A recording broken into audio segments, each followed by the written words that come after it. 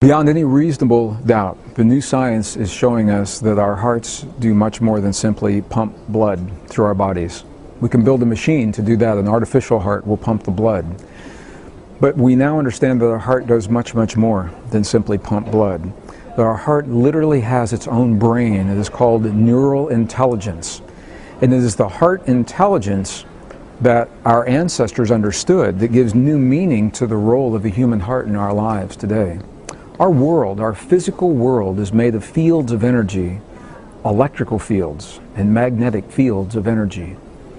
I remember as a scientist understanding the role of electrical and magnetic fields in our bodies and our world and thinking, if we were ever going to interact with our bodies, if we want to heal our bodies, we want to create peace in our families or our communities, we must speak to the fields that connect all things. We must find a meaningful language, a non-verbal language that communicates with the stuff that this world is made of. And this is precisely the essence of our most ancient and cherished spiritual traditions.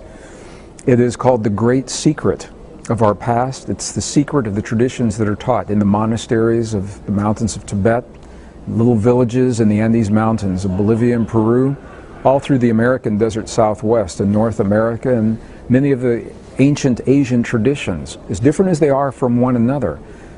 The bottom line, the through line, is that they're all speaking about an experience, an inner experience that we have focused on our hearts that allows us to deal with the changes beyond our bodies in the world around us.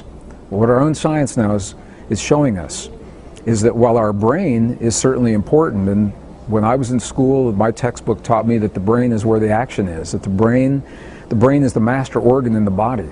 Well, interestingly enough, the brain's not the first organ that forms in the human body, it's the human heart. And one of the great mysteries is, what is it that triggers that first beat?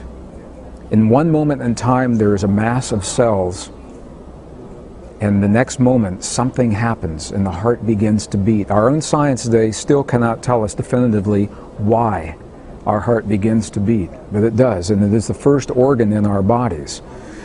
And as the organ develops, it begins to regulate the chemistry through the rest of the body. And what we now know is that our heart sends the signals to the brain that trigger the chemistry in the brain that's released into the body. It's all based on the way we feel. The electrical signal, the electrical signal between the heart and the brain is the key to understanding this relationship.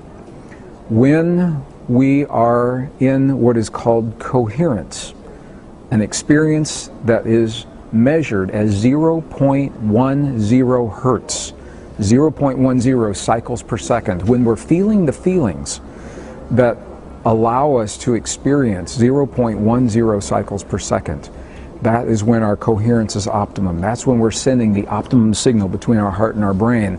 That's when our brain begins to release life-affirming chemistry into our bodies. Healing chemistry, our immune systems are strongly enhanced. Our anti-aging hormones, such as DHEA, increase 100% over a 3-minute period of time just from having this feeling. So we know that coherence is good for us as individuals.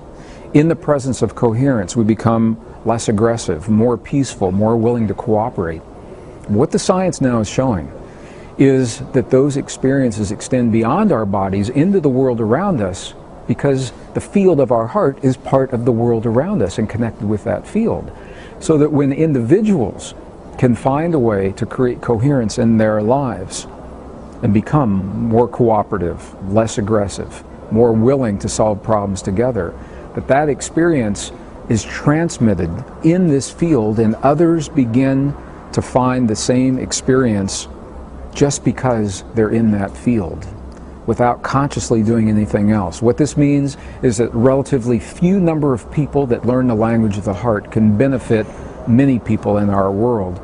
And I think it's no accident that this science that bridges our most ancient and cherished spiritual traditions is being revealed only now at the end of this 5,000-year-long cycle, when the best minds of our time tell us that we are facing the greatest crises of 5,000 years of recorded human history. How beautiful that as we face the crises that threaten our existence, we also remember the language of the human heart that heals the separation that's led to the crises. I think it's no accident that both are happening right now. And this, I believe, is the power that leads us and changes our path, our trajectory from one of destruction to one of rejuvenation as we end this great fifth world age and find ourselves now at the beginning of the sixth world age of humankind.